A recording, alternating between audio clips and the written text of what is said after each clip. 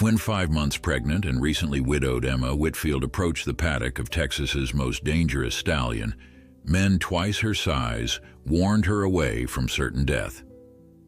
As the midnight black beast that had hospitalized 3 handlers locked eyes with her across the dusty fence line, she knew one undeniable truth. This broken stallion was her last chance at healing her own shattered heart. Before we continue, don't forget to subscribe to the channel, like the video, and comment where in the world you're watching from. Let's go. Emma Whitfield had never expected to find herself in Copper Creek, Texas. At 32, she had built a respectable career as an equine veterinarian in Kentucky, her life revolving around thoroughbreds and racing stables. But when her mentor, Dr. Collins, suffered a stroke, his final request had upended her carefully ordered world. "Go check on Shadow," he'd whispered from his hospital bed. "No one else can help him." Shadow was legendary in horse rehabilitation circles, a midnight black stallion with a bloodline worth millions and a temperament that had injured 3 handlers. The last Emma had heard, Shadow had been purchased by a stubborn rancher in Texas who refused to put him down despite recommendations from every expert who'd encountered the animal. Now, 5 months pregnant and newly widowed, Emma stood at the fence of Wild River Ranch, watching the stallion thunder across the paddock, mane flying like a banner of defiance. Her late husband Michael's car accident had come just weeks after they'd learned about the baby, leaving Emma alone with her grief and an uncertain future. The ranch itself spread across the horizon like something from another time, rustic and sprawling with cattle grazing in the distance and the main house perched on a low hill. Emma had arrived unannounced, driving her rental car up the dusty road with determination that masked her exhaustion. "Ma'am, you shouldn't be standing there." The voice startled her, deep with that distinct Texas drawl that seemed to stretch vowels into their own sentences. Emma turned to find herself looking up at a man who embodied every Western stereotype she'd ever encountered. Tall, broad-shouldered, with sun-weathered skin and eyes the precise color of the Texas sky. He wore jeans, dusty boots, and a cowboy hat that shadowed his features. "That horse isn't friendly to strangers," he continued, moving closer to the fence, or to anyone for that matter. "You must be Lucas Kane," Emma replied, extending her hand professionally despite the flutter of nervousness in her stomach. "I'm Dr. Emma Whitfield. I worked with Dr. Collins in Kentucky." Recognition dawned in his eyes. The horse whisperer. Emma smiled faintly. "We don't use that term in veterinary medicine, but yes, I specialize in behavioral rehabilitation for horses with trauma." Lucas's gaze traveled briefly to her pregnant belly before returning to her face. Something flickered in his expression, concern perhaps, or disapproval. "Dr. Collins wrote to me about you, but that was months ago. I didn't expect your condition. My pregnancy doesn't affect my ability to work with horses, Mr. Kane." "Lucas," he corrected automatically, "and it's not your ability I'm questioning, ma'am. It's the safety. That stallion over there has put 2 men in the hospital. I'm only keeping him because I promised his previous owner, my uncle, that I'd try everything before." He trailed off, unwilling to state the obvious alternative. Emma watched Shadow pace the perimeter of the paddock, his movements revealing both his magnificent conformation and his agitation. Even from this distance, she could see the scars on his flank, evidence of abuse or accident, impossible to determine without getting closer.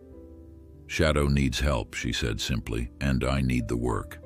Lucas's brow furrowed. "Work?" "I'm between positions at the moment. Dr. Collins's practice has been sold, and She straightened her shoulders. "I need 3 months of solid work before this baby arrives. You need a horse behaviorist. I'm proposing a straightforward arrangement." For a long moment, Lucas just studied her, as though trying to see past her professional demeanor to whatever had driven a pregnant woman to seek employment with a dangerous animal on a remote Texas ranch. Finally, he sighed. I've got a guest house, nothing fancy, but it's clean and comfortable. You can stay there while we figure out if you can actually help Shadow, or if he's truly beyond saving." Emma nodded, relief washing through her. She hadn't realized how tightly she'd been gripping the fence. "I'll need complete access to his records, details of his daily routine, and information about every incident," she said, already shifting into clinical mode. "And I'll need to observe him for at least 2 days before attempting any direct interaction." Lucas nodded, his expression guarded but not unkind. "You can start tomorrow. For now, let me show you where you'll be staying." As they walked toward the main house, Emma felt Shadow's gaze following them. Or perhaps that was just her imagination. The Texas sun beat down on her shoulders, and she realized she was about to begin the strangest chapter of her life. Pregnant, grieving, and attempting to rehabilitate the most dangerous horse in Texas under the watchful eye of a man who clearly had doubts about her presence. The guest house turned out to be a charming cabin set about 100 yards from the main ranch house, with a small porch and windows that caught the late afternoon light. Inside was simple but comfortable, a living area with a stone fireplace, a small kitchenette, a bedroom, and a surprisingly modern bathroom. "My sister decorated it last year," Lucas explained, seeming almost apologetic about the feminine touches, colorful throw pillows and landscape paintings. "She thinks I need to rent it out as a vacation spot, but I prefer my privacy." "It's perfect," Emma said honestly. "Thank you." After Lucas left, promising to return with some groceries and Shadow's files, Emma sat on the edge of the bed and finally allowed herself a moment of vulnerability. Her hand moved to her rounded belly, feeling the gentle flutter of movement within. "Well, little one," she whispered, "we're a long way from home." Outside the window, she could see the paddock where Shadow continued his restless pacing. 2 lost souls, she thought, the wild horse no one could tame and the widow trying to rebuild her life before her child arrived. Tomorrow, she would begin the work of healing Shadow. But today, just for this moment, Emma acknowledged what she had been denying for months. She wasn't just here to save the horse. She was here because she too needed saving, needed purpose, needed to prove that she could create a future for herself and her child in a world that had taken so much from her. The Texas sunset painted the sky in shades of amber and rose as Emma unpacked her few belongings, each movement deliberate and focused. By the time Lucas returned with groceries and a thick folder, she had composed herself again, ready to be Dr. Whitfield rather than the grieving widow. The wildest stallion in Texas and the most stubborn rancher. These would be her challenges. But for the first time since Michael's death, Emma felt something stir within her besides grief and fear. Emma woke before dawn, her body still operating on Kentucky time. She made herself a cup of herbal tea, coffee being one of the many sacrifices of pregnancy, and sat on the porch of the guest house, watching as the Texas landscape emerged from darkness. The air was different here, drier, carrying scents of dust and mesquite instead of the sweet bluegrass she'd grown accustomed to. In the dim light, she could just make out Shadow's paddock. The stallion was already awake, his dark form pacing the fence line with mechanical precision. Even from a distance, Emma recognized the behavior of a horse in distress, the repetitive movement, the tense carriage of his head, the inability to rest. "He does that all day." Lucas's voice came from the path leading to the main house. He carried 2 plates covered with cloth napkins. "Thought you might want some breakfast." Emma accepted the offering with surprise. "Thank you. You didn't need to." "Ranch starts early," he interrupted, settling into the chair beside her. "And you'll need your strength." The plate held scrambled eggs, bacon, and what looked like homemade biscuits. Emma felt a pang of gratitude. She hadn't realized how hungry she was until that moment. "Tell me about Shadow," she said between bites. "Not just what's in the file, but what you've observed." Lucas's face softened slightly when he spoke about the horse, despite the frustration in his voice. "He's smart, Too smart for his own good, remembers everything. If someone wrongs him once, he never forgets it. And his previous injuries.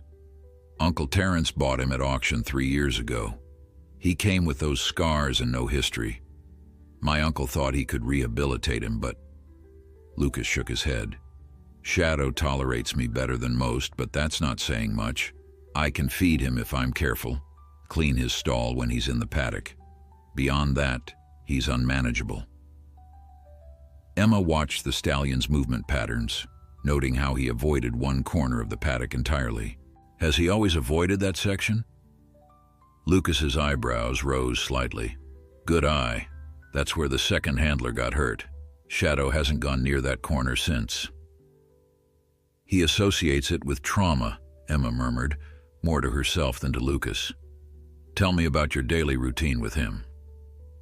As Lucas detailed Shadow's care schedule, Emma found herself impressed despite her initial reservations. The rancher was methodical and consistent, two qualities essential for working with traumatized horses. He never approached Shadow without announcing his presence first, kept feeding times regular, and had installed special locks on the stall doors after the stallion had demonstrated an uncanny ability to open conventional ones. You've done better than most would have, she admitted when he finished. Something like pride flickered across his face before he shrugged it off. Hasn't made much difference. He's still dangerous.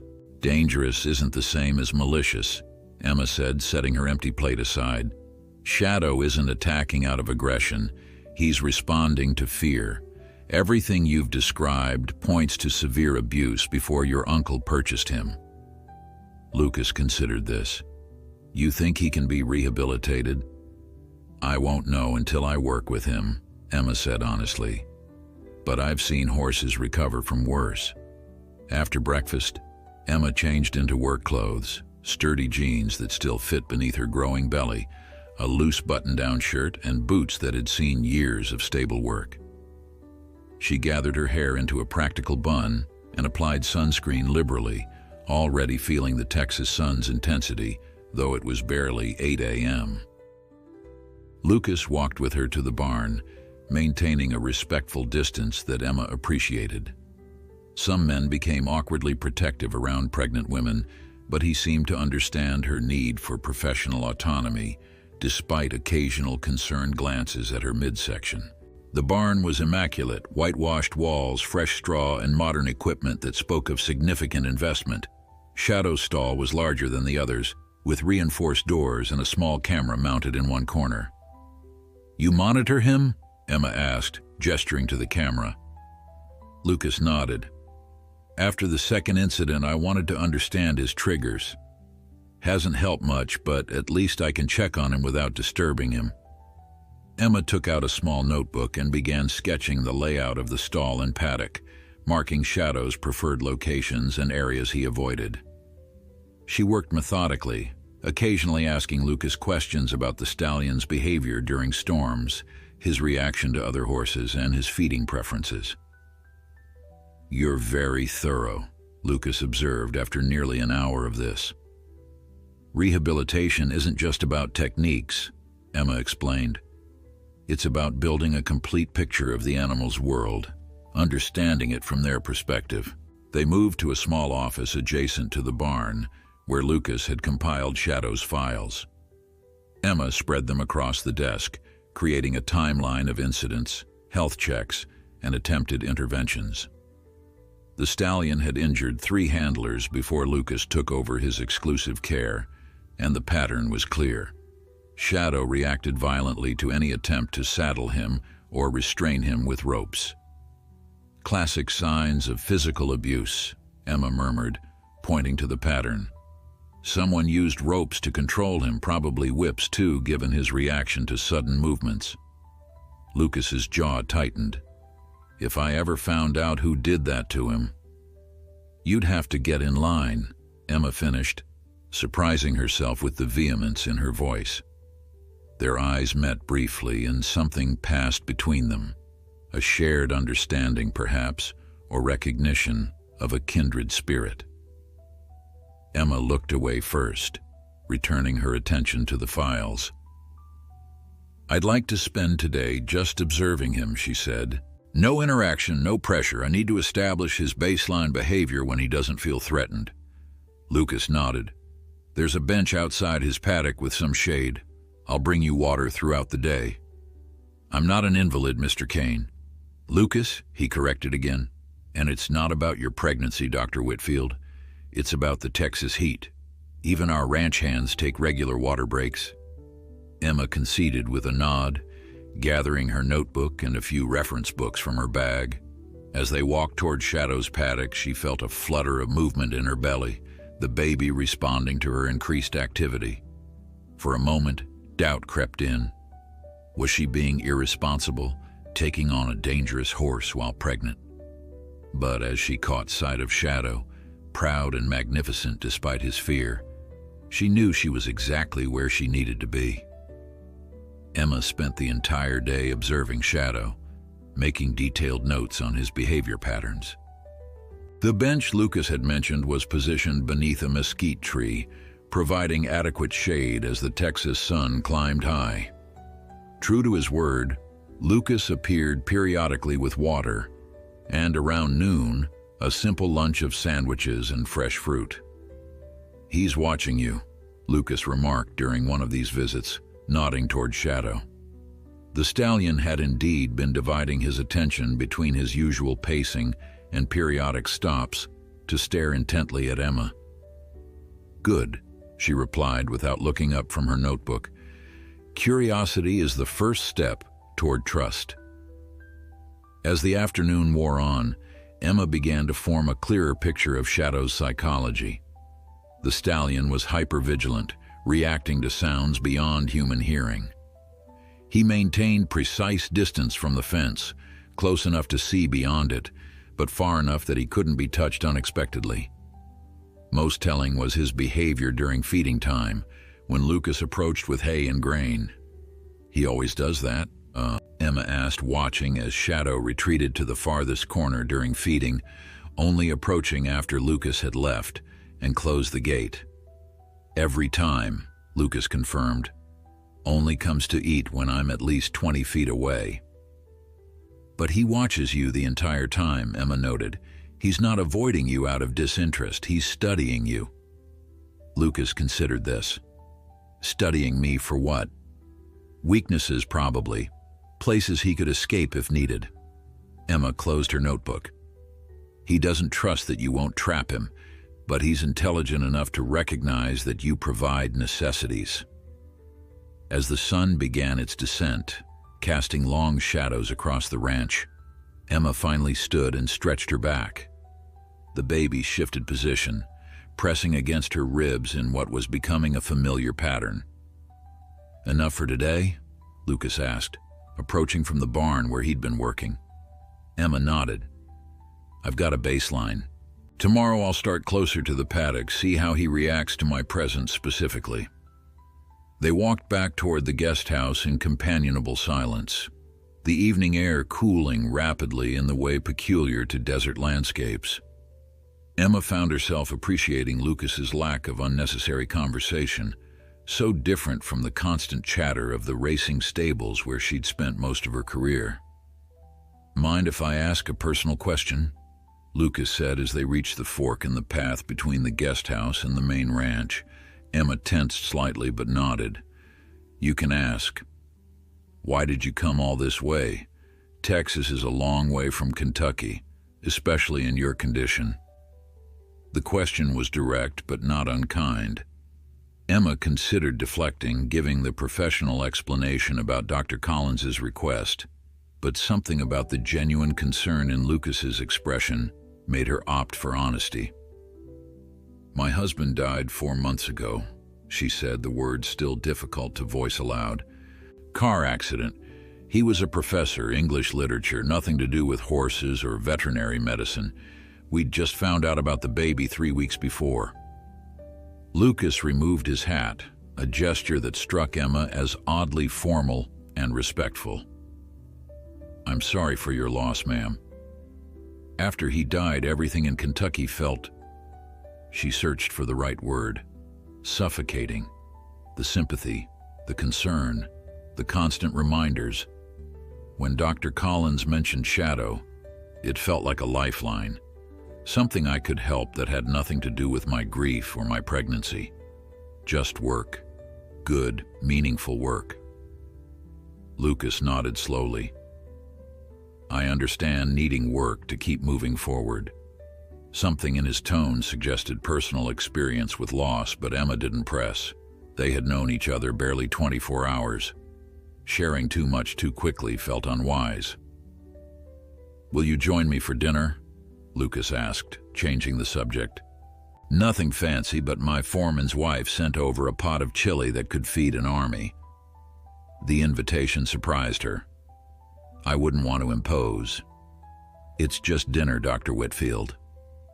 Emma, she corrected, realizing she'd been insisting on formality while he'd been offering first-name basis since they met. And yes, dinner would be nice. The main ranch house was exactly what Emma had expected from the outside, rustic, masculine, and practical. What surprised her was the evidence of refinement within, well-stocked bookshelves, a quality piano in one corner, and artwork that suggested genuine appreciation rather than decorative afterthought. Family home? She asked, as Lucas led her to a spacious kitchen. 5 generations, he confirmed, moving with surprising grace around the kitchen as he prepared their meal. My great-great-grandfather built the original structure. Each generation added their touches. And your contributions? He smiled slightly. The updated kitchen, solar panels on the south barn, and the recording studio upstairs. Recording studio? Emma couldn't hide her surprise. Lucas shrugged, seeming almost embarrassed. Music's always been important to the Canes. My father played in bands across Texas before settling down to ranching. I dabble in producing local artists when ranch work allows. The revelation shifted Emma's perception of the taciturn rancher. As they settled at the kitchen table with bowls of fragrant chili, cornbread, and cold beer for him and water for her, she found herself wondering what other layers existed beneath his cowboy exterior. Tell me about your approach with Shadow, Lucas said after they'd eaten in silence for a few minutes. What's your plan? Emma appreciated the return to professional territory. First, establish myself as non-threatening. That means predictable patterns, no sudden movements, no attempts to control him. Just existence in his space without demands. Sounds time-consuming. It is, she admitted. Rehabilitation isn't quick, especially with horses who've experienced severe trauma, but rushing creates setbacks that take even longer to overcome. And if he doesn't respond? The question held genuine concern, not challenge. Emma met his gaze directly. Every horse responds eventually. The question is whether they respond with trust or with more fear. My job is to ensure it's the former. Lucas studied her for a moment, then nodded. I believe you might actually pull this off, Dr. Whitfield. Emma, I've rehabilitated 17 horses that other experts deemed dangerous beyond redemption, she said matter-of-factly. I don't give up easily. Neither does Shadow, Lucas replied with the ghost of a smile. Should be an interesting contest of wills. Later, as Emma walked back to the guest house under a vast canopy of stars brighter than any Kentucky night had offered, she reflected on the day's observations. Shadow was damaged but not broken, an important distinction in her work. With patience, consistency, and the right approach, she believed he could be reached. The baby kicked vigorously, as if in agreement. Yes, little one, she whispered. We've got work to do. Emma began her second day with Shadow by moving her observation point closer to the paddock fence. She positioned a folding chair about 15 feet from the enclosure, close enough for Shadow to become accustomed to her presence, but far enough to avoid triggering his defensive responses. The stallion noticed the change immediately. He stopped his pacing, head high, and nostrils flared as he assessed this new development. For nearly 20 minutes, he remained frozen in place, eyes fixed on Emma while she pretended to read a veterinary journal, only occasionally making notes without looking directly at him. By mid-morning, Shadow had resumed his pacing, though his path now curved to maintain maximum distance from where Emma sat. Progress, she thought, noting the behavior in her journal. He's acknowledging my presence while establishing boundaries he finds comfortable. Around 11, Lucas appeared with a thermos of cold water and a container of sliced watermelon. "How's it going?" he asked, keeping his voice low. "He's curious but cautious," Emma replied, accepting the refreshments gratefully. "That's ideal at this stage." Lucas glanced toward the stallion, who had stopped pacing to watch their interaction intently. "He doesn't like me talking to you." Emma followed his gaze. Shadow's ears were indeed pinned back, his posture tense. "Interesting. He may see you as competition for attention. Or he's protective of you," Lucas suggested. The observation surprised Emma. That would be unusual at this stage. "Maybe," Lucas shrugged, "but he's watching you differently than he watches other people. Less suspicious, more interested." As if to confirm this assessment, Shadow took several steps closer to the fence, his movement deliberate and controlled rather than aggressive. When Lucas shifted to stand slightly in front of Emma, the stallion immediately stopped and pawed at the ground, a clear warning. "Well, I'll be damned," Lucas murmured. Emma suppressed a smile. "Looks like I've been accepted faster than anticipated. This could accelerate our timeline significantly." After Lucas departed, Emma continued her observation, but now she occasionally spoke aloud in a soft, steady voice, reading passages from her journal, commenting on the weather, simple narration of her actions. The technique, called voice familiarization, helped traumatized horses associate human vocals with safety rather than threat. By afternoon, Shadow had reduced the distance he maintained from Emma by nearly half. When she unwrapped a granola bar, his ears perked forward with interest. "Hungry, are you?" she said softly. "Food is the universal language, isn't it?" Making a decision, Emma reached into her bag and retrieved an apple she'd brought for herself. Slowly, telegraphing every movement, she cut a small piece and placed it on the ground just inside the fence line, then retreated to her chair. Shadow watched the entire process with intense focus. He approached the fence cautiously, nostrils flaring as he caught the apple's scent. For several minutes, he merely observed the offering from a distance. Then, with sudden decisiveness, he moved forward, snatched the apple piece, and retreated quickly. Emma resisted the urge to celebrate openly. Instead, she made a note in her journal and continued reading aloud as if nothing extraordinary had happened. By sunset, Shadow had accepted 3 more apple pieces, each time approaching with less hesitation. It was a promising beginning, far better than Emma had dared hope for their second day. As she packed up her supplies, Lucas approached from the barn, his expression curious. "Saw what you did with the apple. That seemed to work." "Food creates positive associations," Emma explained, "but it's important not to overdo it. We don't want him thinking humans are just vending machines." Lucas smiled at that, a genuine smile that transformed his normally serious face. "Vending machines, I like that." As they walked back toward the houses, Lucas cleared his throat. "I've got to drive into town for supplies tomorrow. Thought you might want to come along, see a bit of the area." Emma hesitated. Her instinct was to refuse, to maintain professional distance and focus entirely on Shadow. But after 2 days of intense observation, a brief change of scenery might actually be beneficial. "That would be nice," she said finally. "What time?" "We'll leave after morning feeding around 9. Town's about 40 minutes away." Dinner that evening was at the guest house, Emma's turn to cook. She prepared a simple pasta dish with ingredients Lucas had provided, and they ate on the small porch as the Texas sky turned from azure to deep indigo. The conversation remained mostly professional, discussing Shadow's progress and strategies for the coming days, but occasionally drifted into more personal territory. "You said your husband was a literature professor," Lucas remarked as they finished their meal. "That seems worlds away from veterinary medicine." Emma smiled faintly, the mention of Michael no longer bringing immediate pain. It was. He specialized in American poetry, Whitman, Dickinson, Frost. "We met when my car broke down outside the university.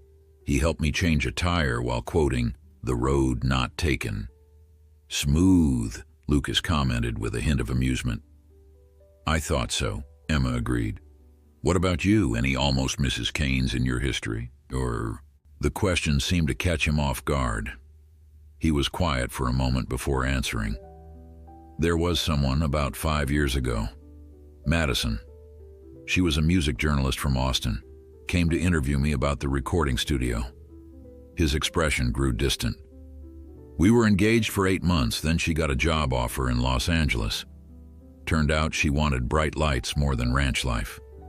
"I'm sorry," Emma said, recognizing the lingering hurt beneath his matter-of-fact tone. Lucas shrugged. "Ranch life isn't for everyone.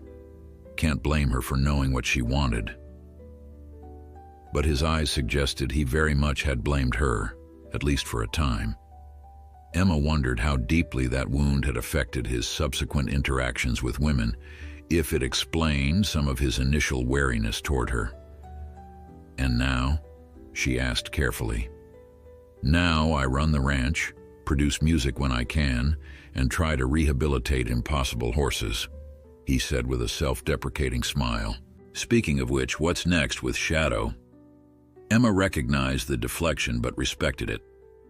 "Tomorrow I'll try voice commands from outside the fence, simple things like asking him to look at me or take a step back, building the foundation of communication."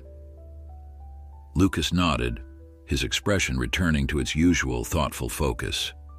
"You make it sound so methodical." "It is," Emma replied. "Horses respond to consistency above all else. Shadow needs to learn that humans can be predictable in positive ways."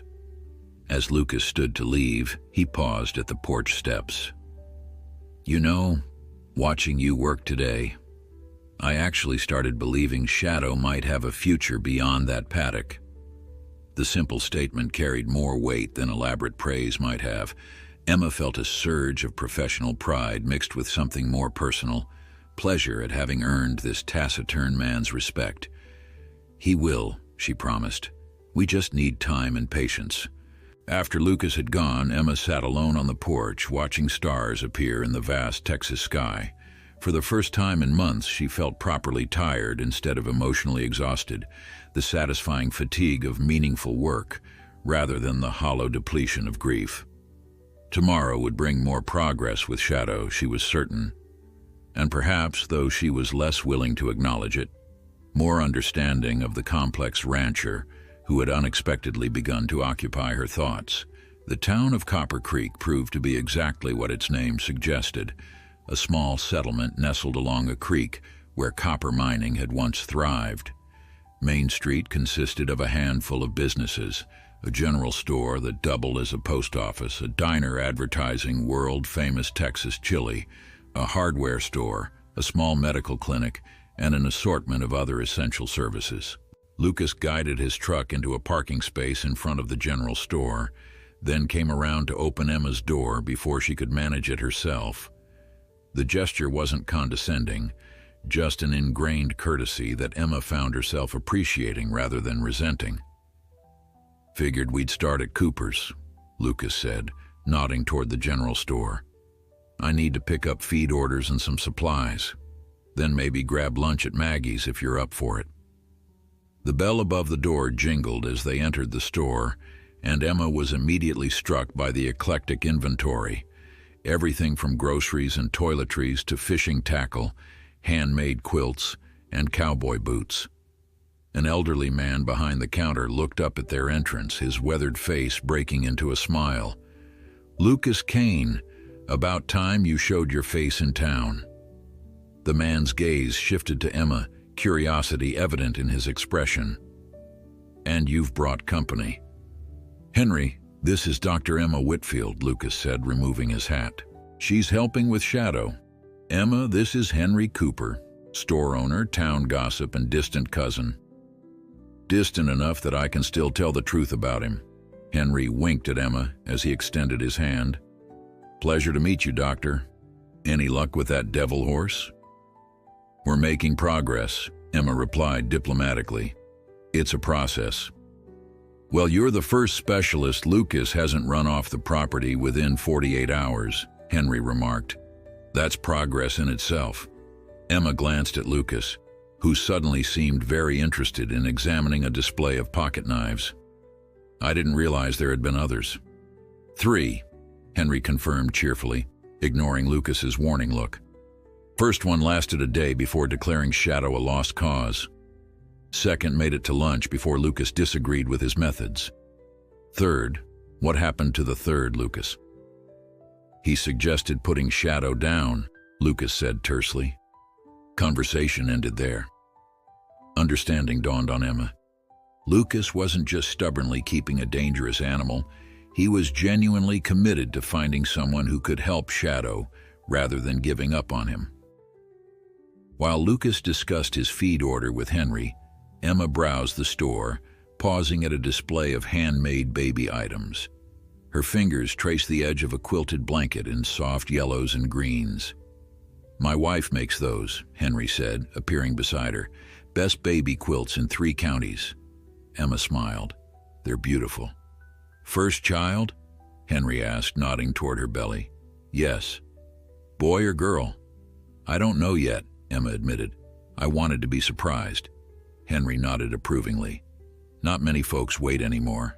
There's something special about that moment when you first find out." He selected the blanket she had been admiring and folded it carefully. "Consider this a welcome gift. Any doctor brave enough to take on Shadow deserves something nice." "Oh, I couldn't." "I insist," Henry said firmly. "Besides, it'll give Martha something to brag about, her quilts going all the way to Kentucky." As they left the store with their purchases, Lucas raised an eyebrow at the wrapped package. "Henry doesn't usually give his merchandise away." "It's a baby gift," Emma explained.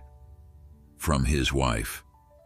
Something flickered across Lucas's face, an emotion Emma couldn't quite identify. Before she could analyze it, he gestured toward a red brick building across the street. "That's Maggie's best chicken fried steak in Texas, if you're interested." The diner was busy with the lunch crowd, but a waitress immediately led them to what was clearly Lucas's regular table by the window. Emma noticed the curious glances from other patrons, some subtle, others blatantly staring. "Small town," Lucas explained, seeming to read her thoughts. "Don't get many new faces." "Or maybe they're wondering why the reclusive rancher is having lunch with a pregnant woman," Emma suggested with a hint of amusement. Lucas actually chuckled at that, a warm, genuine sound that transformed his features. "That too." After they ordered, Emma leaned forward slightly. "So, 3 specialists before me?" Lucas sighed. "Henry talks too much." "Why didn't you mention them?" He considered her question seriously before answering. "Didn't want to prejudice your approach. Each of them came with preconceptions about Shadow, seeing him as a problem to solve rather than an animal to understand." "And you think I'm different?" "I know you are," Lucas said simply. "I've watched you with him. You're trying to understand him, not just control him." The waitress arrived with their food, momentarily interrupting the conversation. When she departed, Emma returned to the subject of Shadow. "Tomorrow I want to try entering the paddock." Lucas looked up sharply from his plate. "That seems premature." "Shadow's responses yesterday suggest he's ready for closer interaction," Emma explained. "He's established a tentative trust. Waiting too long risks losing momentum." "And if he reacts badly?" "I'll have an exit strategy," she assured him. I'll keep plenty of distance between us at first, and I won't attempt any physical contact. Lucas still looked skeptical. I don't like it. It's a calculated risk, Emma acknowledged, but rehabilitation requires pushing boundaries carefully and responsibly. At least let me be there, Lucas insisted, in case something goes wrong. Emma considered this. Normally, she preferred to work without an audience, but Lucas's presence might actually be beneficial. Shadow was accustomed to him, and having someone familiar nearby could reduce the stallion's anxiety about a new person in his space. All right, she agreed, but you'll need to follow my instructions exactly. After lunch, they made a few more stops. The pharmacy for prenatal vitamins Emma was running low on, the hardware store for fence repair materials, and finally the small medical clinic, where Lucas introduced Emma to the town's only doctor. Always good to know where the nearest medical help is, Lucas explained as they left. Just in case. The simple statement revealed his underlying concern for both her safety with Shadow and her pregnancy. Emma found herself touched by his thoughtfulness. On the drive back to the ranch, they were quiet, the cab of the truck filled with the gentle sounds of classic country music from the radio. The landscape rolled by, scrubby mesquite trees, occasional cattle, distant mesas, and Emma felt a surprising contentment wash over her. "Thank you for today," she said as the ranch came into view. "It was nice to see where you come from." Lucas nodded, his eyes remaining on the road. "Copper Creek's not much, but it's home." "It's lovely," Emma said sincerely. "Everyone seems to know you." "For better or worse," he replied with a wry smile. As they pulled up to the ranch house, Emma noticed a figure standing near Shadow's paddock. Lucas tensed beside her. "Were you expecting visitors?" she asked. "No," Lucas said grimly, accelerating slightly. "And that's not a visitor I ever expect or want." Emma squinted against the late afternoon sun, trying to identify the person who had caused such an immediate shift in Lucas's demeanor. Tomorrow's plan to enter Shadow's paddock had suddenly become more complicated. The man standing by Shadow's paddock turned as Lucas's truck approached. Even at a distance, Emma could see that he was expensively dressed, pressed jeans, polished boots, and a crisp white shirt that seemed impractical for ranch life. His cowboy hat appeared brand new, lacking the weathered character of Lucas's. "James Blackwood," Lucas muttered, his knuckles whitening on the steering wheel.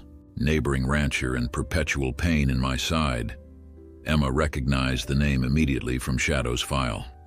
"The one who offered to buy Shadow after your uncle passed?" Lucas's jaw tightened as he parked the truck. "The very same. Claims he wants to preserve the bloodline by breeding Shadow." He cut the engine. "Stay in the truck until I see what he wants." Emma had no intention of following that instruction, but she allowed Lucas to exit first, observing the interaction from a slight distance. "Kane," Blackwood called with false joviality. "Been a while." "Not long enough," Lucas replied coldly. "What brings you to my property uninvited, James?" Blackwood gestured toward Shadow, who was pacing agitatedly along the fence. "Heard through the grapevine you've brought in another specialist for this beast. Thought I'd see for myself." His gaze shifted to Emma as she approached. "This must be the miracle worker." Emma extended her hand professionally. "Dr. Emma Whitfield, James Blackwood, Blackwood Quarter Horses." His handshake was too firm, his smile not reaching his eyes. "I understand you're attempting the impossible with this animal." "Nothing's impossible with the right approach," Emma replied evenly. Blackwood laughed, the sound hollow and practiced. 5 specialists have said otherwise. This horse is genetically valuable, but functionally worthless. He turned to Lucas. "My offer still stands. I'll take him off your hands, save you the expense of feeding a dangerous animal with no use." "Shadow's not for sale," Lucas stated flatly. Never was, never will be. Emma observed the tension between the men with growing understanding. This wasn't just about a horse. There was clearly history here, something personal. "I noticed you watching Shadow earlier," Emma interjected, redirecting the conversation. "What did you see?" Blackwood seemed surprised by the question. A dangerous stallion who should be in professional hands, not wasting away on a hobby ranch. The dismissive characterization of Wild River Ranch made Lucas take a step forward, but Emma subtly placed herself between the men. "Interesting," she said calmly, "because what I saw was a horse who's already responding to rehabilitation. His pacing patterns have changed, he's accepting food from human hands, and he's demonstrating curiosity rather than just fear." Blackwood's expression hardened. "With all due respect, Doctor, I've been breeding champions for 20 years. That horse," he pointed at Shadow, who had stopped pacing to watch them intently, "is damaged goods. Kane's wasting his time and your expertise." "Fortunately, Dr. Whitfield works for me, not you," Lucas said, "and we're done with this conversation. Time for you to leave, James." Blackwood's smile turned cold. "The thing about time, Kane, is that it runs out. For you, for that horse, for everyone." He glanced meaningfully at Emma's pregnant belly. "Shame to waste it on lost causes." The threat, though veiled, was unmistakable. Lucas took another step forward, his hands clenched into fists, but Emma spoke first. "Mr. Blackwood, I'd be interested in hearing more about your breeding operation sometime," she said pleasantly, surprising both men. "Perhaps you could leave your card, and I'll contact you when my work with Shadow reaches an appropriate stage." The diplomatic response momentarily disarmed Blackwood. He reached into his pocket and handed Emma a business card with an embossed logo. "I'd be happy to show you what real horse breeding looks like, Doctor." "I appreciate that," Emma replied, tucking the card into her pocket. "Now, if you'll excuse us, we have work to continue." Blackwood tipped his hat, the gesture somehow managing to be both polite and condescending. "Looking forward to your call, Doctor." Kane, with a final nod, he returned to his gleaming pickup truck and departed in a cloud of dust. Lucas watched him leave, tension radiating from his posture. "You shouldn't encourage him," he said when the truck disappeared down the driveway. "I wasn't," Emma replied. "I was diffusing the situation. What's the real story between you two?" That felt personal. Lucas sighed, his anger seeming to deflate. "It is. Blackwood tried to buy this ranch when my uncle died. When I refused, he started buying up neighboring properties. He's been systematically surrounding Wild River, cutting off access to water rights, making things difficult with the local Ranchers Association." He looked toward Shadow's paddock. "Wanting Shadow is just his latest move in the game." "And you think he'd harm him?" Emma asked, following his gaze. "I think Blackwood cares about bloodlines and profit, not horses," Lucas said grimly. "Shadow's lineage makes him valuable for breeding regardless of his behavior. Blackwood would drug him into submission if necessary." The thought made Emma's stomach turn. She'd seen the results of such practices, horses reduced to shadows of themselves, breeding machines rather than sentient beings. "That won't happen," she said firmly. "Not while I'm here." Lucas looked at her with an expression she couldn't quite read. Surprise, perhaps, or gratitude mixed with something deeper. "Thank you," he said simply. They walked together to Shadow's paddock, where the stallion was watching them warily. Emma noticed immediately that his behavior had changed. He seemed more agitated than before their trip to town, his eyes rolling to show the whites, his movements more erratic. "Blackwood upset him," Lucas observed. Emma nodded. "He's sensitive to human emotions, probably picked up on the hostility." She studied Shadow's body language carefully. "This changes my approach for tomorrow." "You still want to enter the paddock?" "Yes, but we'll need to re-establish baseline comfort first." I'll spend the rest of today just sitting nearby, reinforcing that I'm not a threat." Lucas seemed relieved. That seems wiser. As the afternoon sun began its descent, Emma took up her position near the fence, speaking softly to Shadow as he gradually calmed. Lucas brought her water and then returned to his work in the barn, though she noticed he positioned himself to keep her in his line of sight. By evening, Shadow had returned to something approaching his normal behavior, occasionally approaching the fence to accept apple pieces from Emma's outstretched hand. "Good boy," she murmured as he delicately took a slice. "You know I'm not here to hurt you, don't you?" As if in response, Shadow lowered his head slightly, not quite a nod, but a gesture of tentative acceptance that made Emma's heart swell with professional pride. Later, over dinner at the main house, Lucas broached the subject of Blackwood again. "He'll be back," he said, setting down his fork, "probably with more pressure tactics." Emma considered this. "Does he have any legitimate claim on Shadow?" "No. My uncle's will was clear.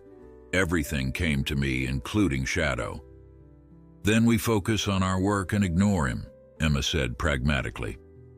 "The best defense against his claims that Shadow is unmanageable is to prove otherwise." Lucas studied her with undisguised admiration. "You're not easily intimidated, are you?" "Not by men like Blackwood," Emma replied. "I've dealt with plenty of his type in the racing world, people who see horses as commodities rather than partners." As they finished their meal, Emma found herself increasingly aware of how comfortable she felt in Lucas's presence. The taciturn rancher had gradually revealed layers of complexity that intrigued her. His passion for music, his deep commitment to his family's legacy, his unwavering dedication to Shadow's welfare. When she returned to the guest house that night, Emma reviewed her notes on Shadow's progress while absently stroking her belly. The baby was active, responding to her voice with little kicks and rolls. "Tomorrow's the big day, little one," she murmured. "Let's hope Shadow is ready for the next step." Outside, the Texas night was alive with sounds: distant coyotes, chirping crickets, the occasional soft whinny from the stables. Emma found herself thinking that Kentucky had never felt quite this alive, this raw and real, or perhaps it was she who had never felt so alive there. Dawn broke over Wild River Ranch with the promise of another scorching Texas day. Emma rose early, her mind already focused on the critical step ahead, entering Shadow's paddock for the first time. She dressed carefully in what she thought of as her neutral clothes, a loose-fitting shirt in a muted blue, jeans worn soft with age, and boots that carried no strong sense of leather treatment or polish. Every detail mattered when introducing herself into a traumatized horse's space. After a light breakfast, she found Lucas already at the paddock, observing Shadow from a distance. The rancher looked as though he'd been there for some time, his expression thoughtful. "He's calmer this morning," Lucas said by way of greeting. "Been watching him since sunrise." Emma nodded, appreciating Lucas's dedication. "That's good. Did you feed him already?" "Not yet. Thought you might want to incorporate that into your approach." "Perfect." Emma set down her bag and extracted a halved apple, a carrot, and a small container of oats. "I'll use these as initial contact tools. Food creates positive associations, but it's the order and presentation that matters." Lucas watched as she arranged the items carefully. "What's your strategy?" "I'll enter calmly, then simply exist in his space without demands. Once he acknowledges my presence, I'll offer food from a distance. The goal isn't interaction yet, just establishing that my presence inside his territory isn't threatening." She could see concern in Lucas's eyes, though he was clearly trying to mask it. "And your safety plan?" "I maintain awareness of his position at all times, never turn my back, and keep a clear path to the gate," Emma replied. "If he shows genuine aggression rather than just anxiety, I'll exit immediately. Lucas nodded, though his posture remained tense. I'll be right outside. If anything seems wrong, I'll call for you, Emma finished. But remember, Shadow responds to emotional energy. If you project anxiety, he'll sense it. Taking a deep breath, Lucas visibly worked to relax his shoulders. You're right, I trust your expertise. The simple statement meant more to Emma than elaborate praise might have. She checked her pockets one last time, ensuring nothing would make unexpected noises, then approached the gate. Stay back about 10 feet, she instructed Lucas. Close enough to help if needed, but not so close that Shadow feels cornered. With deliberate slowness, Emma unlatched the gate and stepped into the paddock. Shadow, who had been grazing at the far end, immediately raised his head, ears pricked forward in alert attention.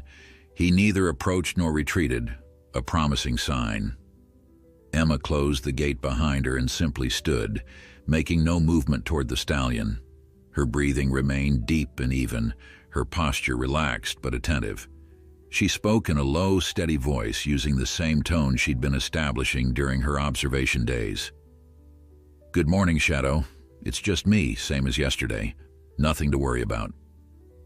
For several minutes, they remained in this tableau, woman and horse regarding each other across the paddock, each assessing the other's intentions. Emma was acutely aware of Lucas watching from beyond the fence, his presence both reassuring and somewhat distracting. Finally, Shadow lowered his head slightly and took a single step in her direction, not approaching directly, but moving in a wide arc that would eventually bring him closer. Emma recognized the behavior as cautious curiosity. That's it, she murmured. Take your time. Over the next hour, Emma remained nearly motionless as Shadow gradually reduced the distance between them through a series of casual-seeming movements, grazing a bit, then looking up and repositioning himself slightly closer, never making direct eye contact for too long. It was a dance of approach and assessment that Emma had seen many times with traumatized horses, but Shadow's intelligence made the process particularly fascinating. When he had closed the distance to about 15 feet, Emma slowly, broadcasting every movement, reached into her pocket and removed a slice of apple, then placed it on the ground halfway between them. Your choice, Shadow, she said softly. No pressure. The stallion's nostrils flared as he caught the scent. For several minutes he simply observed, then with sudden decisiveness, he approached the apple, snatched it quickly, and retreated to what he clearly considered a safe distance. Emma heard Lucas exhale audibly from beyond the fence. When she glanced his way, she saw naked admiration in his expression. That's the closest he's allowed anyone besides me, he said quietly. Emma returned her attention to Shadow, careful not to rush the process despite this early success. Over the next 2 hours, she repeated the routine with the remaining apple slices, the carrot, and finally small handfuls of oats, each time placing the food slightly closer to herself. By mid-morning, Shadow was accepting food from within 3 feet of where she stood, still not taking it directly from her hand, but demonstrating remarkable progress nonetheless. I think that's enough for today, Emma finally said, aware that pushing too far could undo their progress. Always best to end on a positive note. With the same deliberate movements, she backed toward the gate, never turning away from Shadow. The stallion watched her retreat with what seemed like reluctant curiosity, as if disappointed the interaction was ending. Once outside the paddock, Emma felt the adrenaline she'd been suppressing finally release, making her legs slightly unsteady. Lucas noticed immediately, offering his arm for support. You need to sit down, he said, concern evident in his voice. I'm fine, Emma insisted, though she didn't refuse the assistance. Just the normal letdown after intense concentration. They walked to the bench beneath the mesquite tree, where Emma sank down gratefully. The baby chose that moment to deliver a particularly vigorous kick, as if expressing its own excitement about the morning's achievement. Lucas sat beside her, his expression a mixture of amazement and worry. "What you just did was incredible." "It's just the beginning," Emma cautioned. "One positive session doesn't mean he's rehabilitated." "I know," Lucas acknowledged, "but it's more progress than anyone else has managed." He paused, studying her face. "You're tired, though. Maybe we should take tomorrow off." Emma shook her head firmly. "Consistency is crucial right now. We need to build on today's momentum." Before Lucas could respond, the sound of an approaching vehicle drew their attention. A ranch hand Emma hadn't met before was driving rapidly toward them in a dusty pickup. "Boss!" the man called as he braked to a stop. "Got trouble at the north fence line. Looks like someone cut through overnight. Found 2 of our heifers wandering on County Road." Lucas's expression darkened immediately. "Anyone see who did it?" The hand shook his head. "No, sir, but..." He glanced uncomfortably at Emma. "But what, Miguel?" Lucas pressed. "Found this nailed to the fence post." Miguel handed over what appeared to be a business card. Even from where she sat, Emma recognized the embossed logo of Blackwood Quarter Horses. Lucas's jaw tightened as he examined the card. "Get the boys and check every inch of our perimeter. I want to know if anything else was tampered with." As Miguel drove away, Lucas turned to Emma, his expression grave. "This changes things. Blackwood's escalating from threats to action." Emma felt a chill despite the warm morning. "You think he's targeting Shadow? Or trying to pressure me through my livestock?" Lucas said grimly. "Either way, we need to be more careful." He glanced toward Shadow's paddock. "I'm going to have Miguel keep watch tonight." The protective gesture touched Emma, though she worked to maintain professional composure. "We shouldn't alter Shadow's routine. He's sensitive to changes." Lucas nodded reluctantly. "You're right, but I'm not taking chances with your safety or his." As they walked back toward the houses, Emma found herself wondering how James Blackwood's vendetta against Lucas might complicate Shadow's rehabilitation and her own growing attachment to both horse and rancher.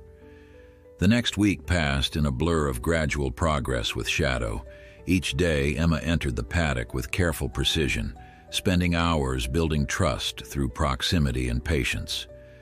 By the 5th day, the stallion was eating directly from her palm, his velvet lips brushing her skin with cautious gentleness. "He's starting to see you as safe," Lucas observed on the 8th morning as they watched Shadow approach Emma without hesitation. "Never thought I'd see it." Emma smiled, professional pride warming her chest. "He's an intelligent horse. Once he understood I wasn't a threat, his natural curiosity took over." What she didn't say, what she barely admitted to herself, was how much Shadow's progress was beginning to matter beyond professional accomplishment. The stallion's journey from fear to tentative trust mirrored her own gradual emergence from grief. Lucas had become a constant presence during her sessions with Shadow, watching from outside the fence, with an intensity that suggested he was studying her methods as carefully as he monitored her safety. His vigilance had increased since the fence-cutting incident, though there had been no further provocations from Blackwood. That afternoon, as Emma carefully introduced Shadow to the concept of a lead rope, not attempting to attach it, merely laying it across her arm while feeding him, Lucas approached the paddock with uncharacteristic excitement. "I want to show you something," he said when she'd finished the session. "If you're not too tired." Emma's curiosity was piqued by the glint in his eyes. "What is it?" "I'm surprised," he replied with a rare smile, "but it's about a 15-minute walk from here."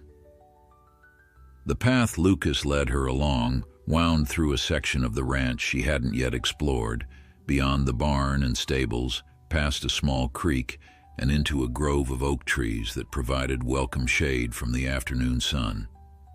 As they walked, he pointed out features of the landscape with quiet pride, naming native plants and recounting bits of ranch history. "My great-grandfather planted these oaks," he explained as they entered the grove, "brought the saplings all the way from East Texas because he wanted shade for summer gatherings." Emma appreciated how Lucas's connection to the land went beyond ownership. This was his heritage, his identity woven into every acre. It reminded her of the Kentucky horse farms where lineage and legacy were similarly revered, though the landscape couldn't be more different.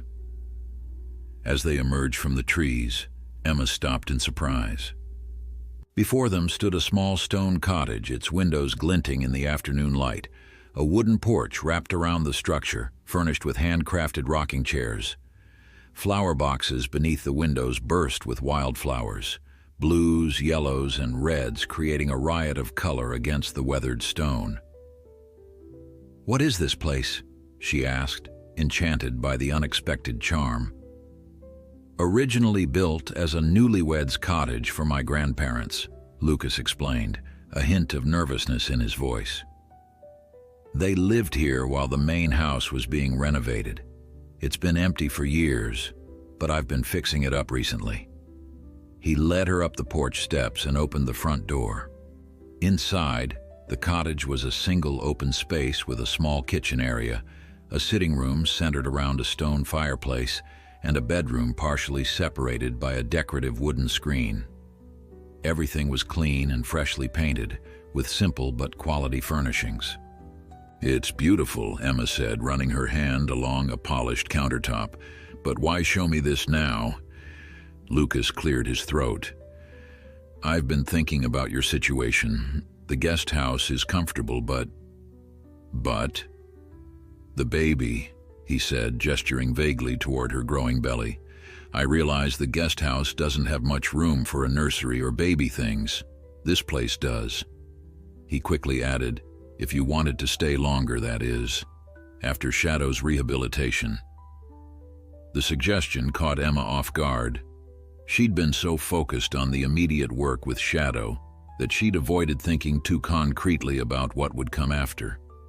Her plan, insofar as she had one, had been to return to Kentucky once Shadow was stable, perhaps seek a position with another breeding farm or racing stable. "That's very generous," she said carefully, "but my contract with you was for 3 months of work with Shadow." "I know," Lucas said, his expression unreadable. "Consider it an option, not an expectation." Emma wandered through the cottage, noting thoughtful details that suggested recent renovations, outlets at convenient heights, soft lighting, a modern bathroom with a deep tub. In the bedroom area, she paused at the sight of a handcrafted wooden cradle. "My grandfather made that for my father," Lucas explained, coming to stand beside her. "Family tradition says every Kane baby sleeps in it their first few months." Emma felt a complicated emotion rise in her chest, gratitude tangled with uncertainty and a strange, unexpected yearning. "Lucas, I don't know what to say." "You don't need to say anything now," he replied quietly. "Just wanted you to know there's a place for you here, for both of you." He hesitated, then added, "If that's something you might want." Before Emma could formulate a response, a distant shout broke the moment. They moved to the front window to see Miguel riding toward them at a gallop. "Boss!" he called as he reined his horse to a stop. "You need to come quick. It's Shadow. Something's wrong." Ice flooded Emma's veins. They raced back toward the paddock, Lucas supporting her elbow when the uneven ground made her stumble. As they crested the hill, Emma could see a small crowd gathered at Shadow's enclosure. The stallion was clearly in distress, sweating profusely, pacing erratically, occasionally dropping to his knees before struggling back up. "What happened?" Lucas demanded as they approached. "Found him like this about 10 minutes ago," one of the ranch hands explained. "Came to check on him since Dr. Whitfield wasn't around and he was already showing symptoms."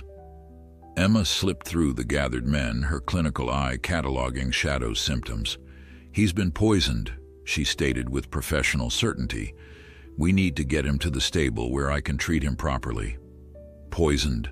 Lucas's voice was dangerous. "You're sure?" Emma nodded grimly. "The symptoms are classic: excessive sweating, muscle tremors, disorientation." She turned to the gathered ranch hands. "I need a halter, lead rope, and as many men as it takes to move him safely to the treatment stall." One of the men spoke up hesitantly. "Ma'am, nobody can halter that horse. He's never allowed." "He'll allow me," Emma interrupted with more confidence than she felt. "Lucas, I need my medical kit from the guest house immediately." As Lucas sprinted toward the houses, Emma approached the paddock gate with calm determination. Shadow was suffering, and professional instinct overrode any concerns for her own safety. She entered the enclosure slowly, but purposefully, speaking in the steady voice she'd established during their training sessions. "Easy, boy," she soothed. "I know you feel terrible, but I'm here to help." Shadow's eyes rolled wildly as he spotted her, but remarkably, he didn't retreat.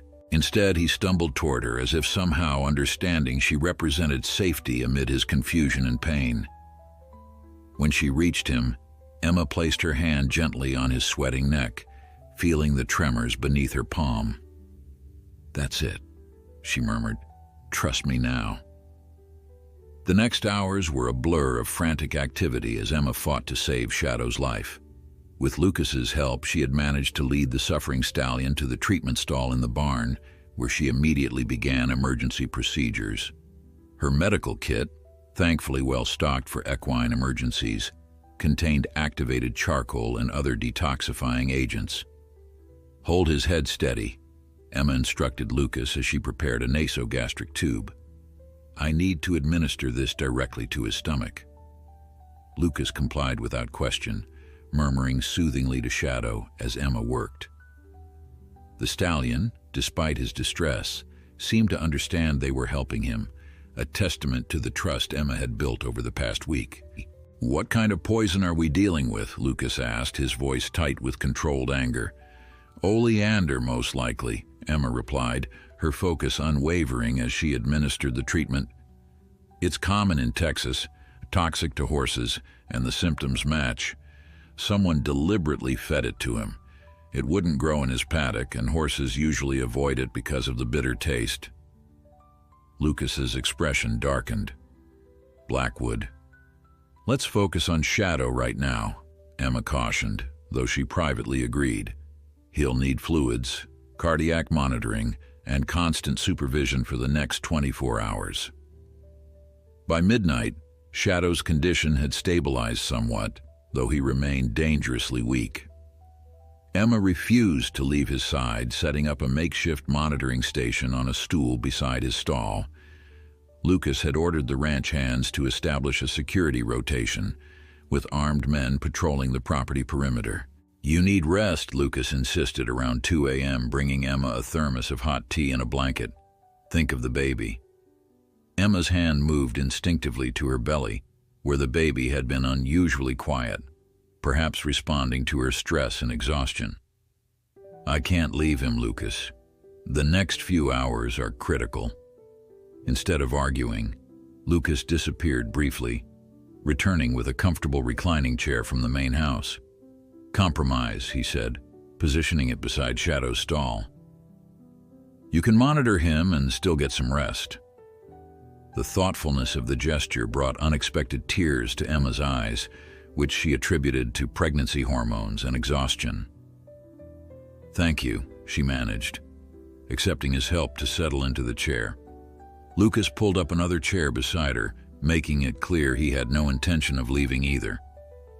"Tell me what to watch for," he said. "We'll take shifts." Sometime in the pre-dawn hours, Emma drifted into uneasy sleep, waking periodically to check Shadow's vital signs. Each time, she found Lucas alert and vigilant, his gaze moving between the horse and her with equal concern. Morning brought Sheriff Dan Mitchell, summoned by Lucas at first light. Emma had met him briefly in town, a solid, no-nonsense lawman with 30 years of experience and little patience for drama. Deliberate poisoning's a serious accusation, the sheriff said after examining the evidence Emma had preserved. You're certain? Absolutely, Emma affirmed, professional confidence in her voice. Someone fed Shadow oleander leaves mixed with apples to mask the taste. I found traces in his feed bucket. The sheriff nodded grimly. And you suspect James Blackwood? Lucas's jaw tightened. Who else has been threatening my ranch, cutting my fences, and trying to get his hands on Shadow for months? He knows I'd never sell, so he's trying to eliminate the problem. Motive isn't proof, Lucas, Sheriff Mitchell cautioned. But I'll have a talk with him, see if anything shakes loose. He tipped his hat to Emma. Dr. Whitfield, I'll need a written statement about the poisoning for my report. After the sheriff departed, Emma returned her attention to Shadow, who was showing encouraging signs of recovery. His eyes were clearer, his breathing more regular, though he remained weak and occasionally trembled. He's going to make it, she told Lucas with quiet confidence. He's a fighter. Lucas leaned against the stall door, exhaustion evident in the lines of his face. Thanks to you. If you hadn't recognized the symptoms immediately. But I did, Emma said gently, and he'll recover fully with proper care. As if understanding their conversation, Shadow nickered softly and extended his muzzle toward Emma. Without hesitation, she reached out to stroke his face, the first direct contact she'd initiated rather than merely allowed. The stallion leaned into her touch, his eyes half closing in what appeared to be contentment. Lucas watched the interaction with naked amazement. He trusts you completely now. Crisis can accelerate bonding, Emma explained. He associates me with relief from suffering. Don't underestimate what you've accomplished, Lucas insisted.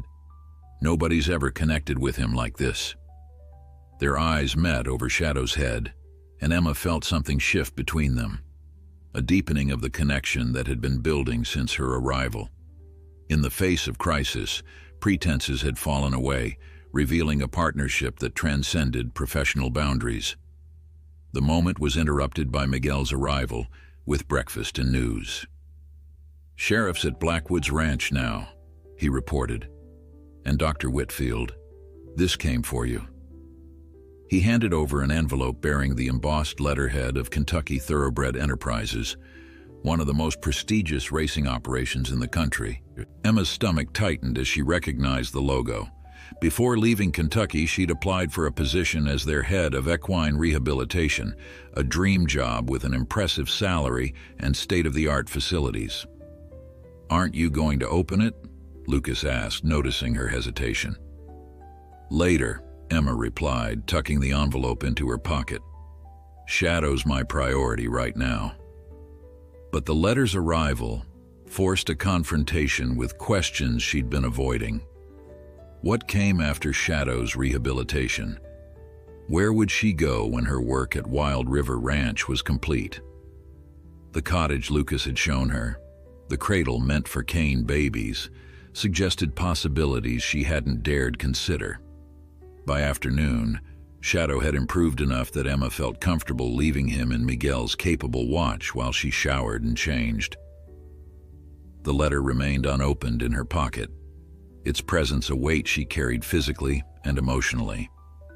When she returned to the barn, Lucas was in the corral adjacent to Shadow's stall, repairing a section of fencing. He worked shirtless in the Texas heat, his movements displaying the strength and precision of a man accustomed to physical labor. Emma found herself watching him longer than was professionally appropriate, admiring the play of muscles beneath sun-bronzed skin. As if sensing her presence, Lucas looked up, his expression softening when he saw her.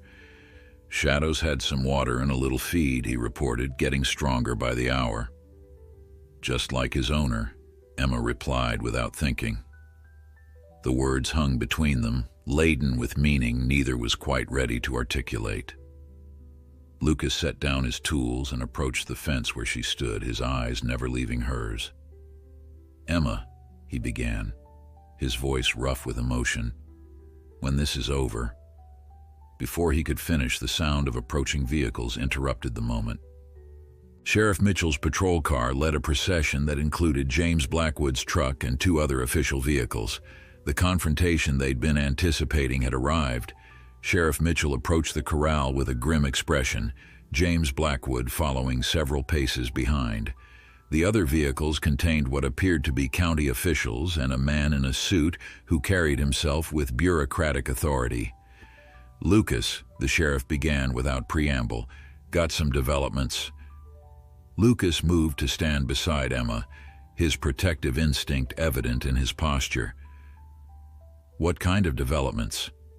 Sheriff Mitchell gestured toward Blackwood, whose usual arrogant expression had been replaced by something closer to controlled fury.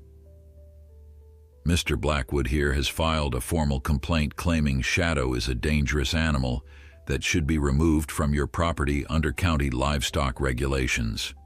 "That's ridiculous," Lucas growled. "He's the one who poisoned my horse." "I resent that accusation," Blackwood interjected smoothly. "I've never set foot on your property without invitation." He turned to the suited man. "Mr. Reynolds here is from the County Agricultural Board. He has the authority to assess dangerous animals." Reynolds stepped forward, his expression neutral. "I'm required to investigate any formal complaint about potentially dangerous livestock. I understand this stallion has injured several people." Emma felt Lucas tensing beside her, his anger building to dangerous levels. Before he could speak, she stepped forward, deliberately placing her pregnant belly in full view. "Mr. Reynolds," she said, her voice professional and steady, "I'm Dr. Emma Whitfield, equine behavioral specialist.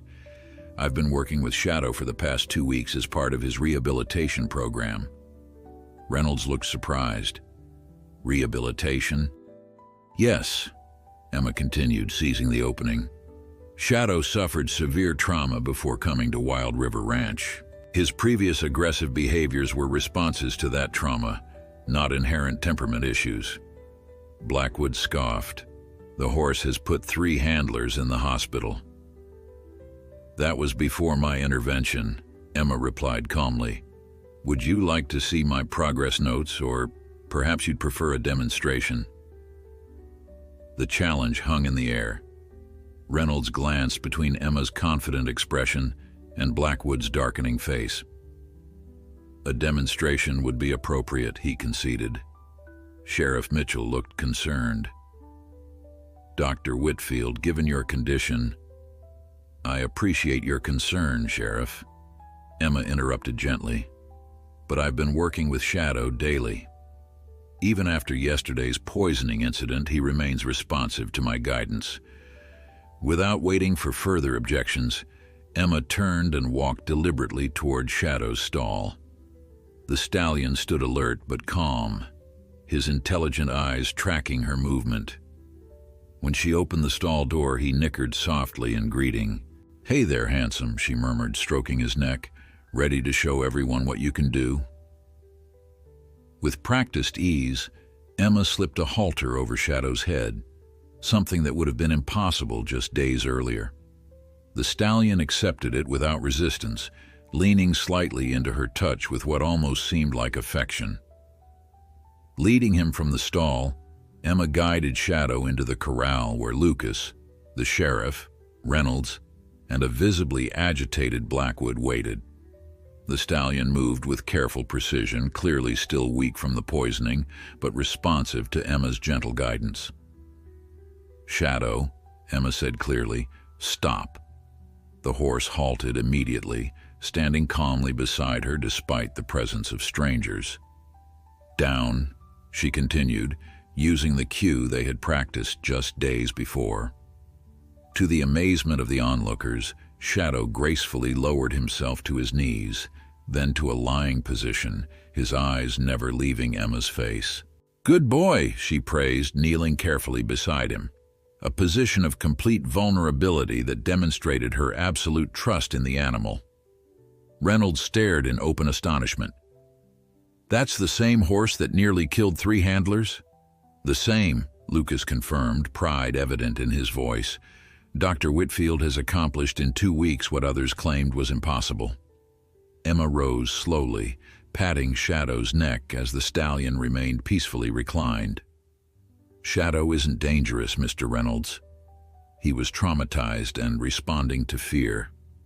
With proper handling and rehabilitation, he's proving to be exceptionally intelligent and responsive. Reynolds turned to Blackwood, his expression hardening. This doesn't look like a dangerous animal to me, Mr. Blackwood. It appears your complaint lacks merit. This is one orchestrated demonstration, Blackwood protested. You can't... Additionally, Sheriff Mitchell interrupted, we found these on Mr. Blackwood's property. He held up an evidence bag containing oleander leaves. And one of his ranch hands has provided a statement confirming he was ordered to feed them to Shadow. The color drained from Blackwood's face. That's preposterous. My hand is clearly lying to... Save it for court, James, the sheriff said wearily. I'm placing you under arrest for animal cruelty, trespassing, and destruction of property. We can add attempted theft of livestock once we sort through the details. As the sheriff led a protesting Blackwood to his patrol car, Reynolds approached Emma with newfound respect. Dr. Whitfield, I'd be interested in learning more about your rehabilitation methods. The county could benefit from your expertise. Emma smiled, her hand resting on Shadow's head. I'd be happy to share my approach sometime. After the officials departed, Lucas stood in stunned silence, processing the dramatic turn of events. You did it, he finally said, his voice rough with emotion. You saved him twice over. First with your rehabilitation, then from Blackwood's accusations. Emma knelt beside Shadow again, stroking his muzzle as the stallion dozed peacefully, exhausted from his ordeal in the demonstration. We did it, she corrected. Your faith in him was the foundation. I just built on that. The setting sun bathed the corral in golden light as they tended to Shadow together, administering his medication and ensuring his comfort. When the stallion was settled for the evening, Lucas walked Emma back to the guest house, their steps slow and companionable in the gathering dusk. At her door, Emma finally pulled the unopened letter from her pocket. I should probably read this, she said quietly. Lucas nodded, his expression carefully neutral, though his eyes betrayed his apprehension. The job in Kentucky. Emma broke the seal and scanned the contents quickly. They're offering me the position, she confirmed. Head of equine rehabilitation, starting next month. It's what you wanted, Lucas said, his voice gentle despite the pain evident in his eyes. A fresh start for you and the baby. Emma looked at the letter again, then at the man standing before her, this complex, dedicated rancher who had shown her a different kind of strength than she'd ever known. She thought of Shadow, of the cottage with its handcrafted cradle, of the unexpected peace she'd found in this harsh but beautiful landscape. It was what I thought I wanted, she said slowly. When I left Kentucky, I was running from grief, looking for any path forward that didn't remind me of what I'd lost. She folded the letter carefully. But something unexpected happened here. What's that? Lucas asked, hope cautiously entering his expression. I stopped running and started building, Emma replied simply. Shadow isn't the only one who's been rehabilitating.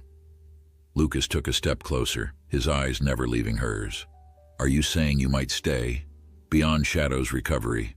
I'm saying I want to, Emma admitted, if that offer about the cottage still stands. The smile that transformed Lucas's face was answer enough, but he put it into words anyway. It stands. For as long as you want it. He reached out tentatively, his hand hovering near her belly. Emma nodded permission, and he placed his palm gently against the curve where her child grew.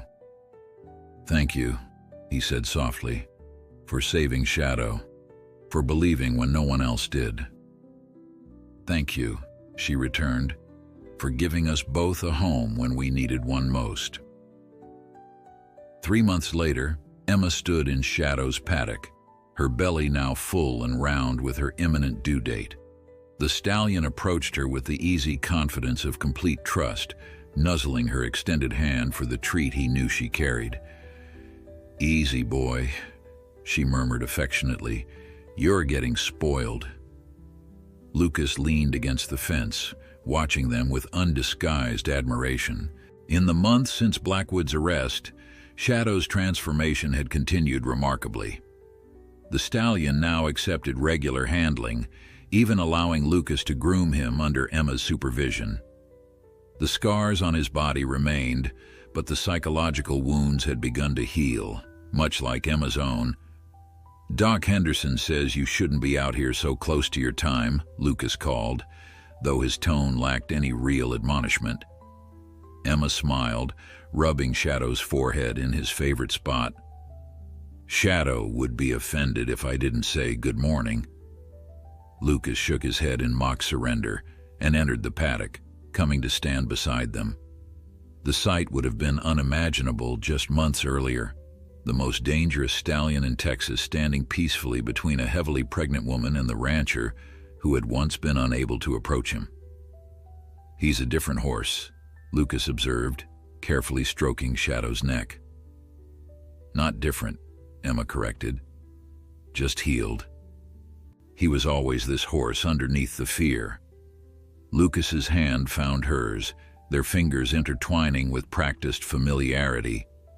In the distance, the stone cottage waited, its flower boxes now filled with fall blooms, the cradle assembled in the nursery they had prepared together. "Ready for tomorrow's buyer?" Lucas asked, referring to the renowned dressage trainer who was visiting to assess Shadow as a potential schoolmaster. "He'll impress her," Emma said confidently. "He's ready for a real career now." As they stood together in the golden Texas sunlight, Emma felt her baby shift and kick, strong and healthy, preparing for a life that would begin here on Wild River Ranch rather than in distant Kentucky. Shadow had been the wildest stallion in Texas. She had been a grieving widow seeking purpose. Lucas had been a solitary rancher guarding his family's legacy. Somehow, in the crucible of crisis and healing, they had forged something new. A family, unexpected but no less precious for its unconventional beginnings. "I never expected this," Emma admitted softly. "When I came to Texas, I thought I was just saving a horse." Lucas's arm slipped around her shoulders, drawing her close against his side, and instead, Emma smiled, watching Shadow prance playfully around his paddock, strong, confident, and finally at peace in his own skin. "Instead, I found a home," she said simply, "for all of us." Shadow trotted back to them, pushing his nose insistently against Emma's palm in search of another treat. As she obliged him, Emma silently thanked Dr. Collins for sending her to Texas to this horse who had needed healing as desperately as she had. The wildest stallion in Texas had found his heart, and unexpectedly, so had she.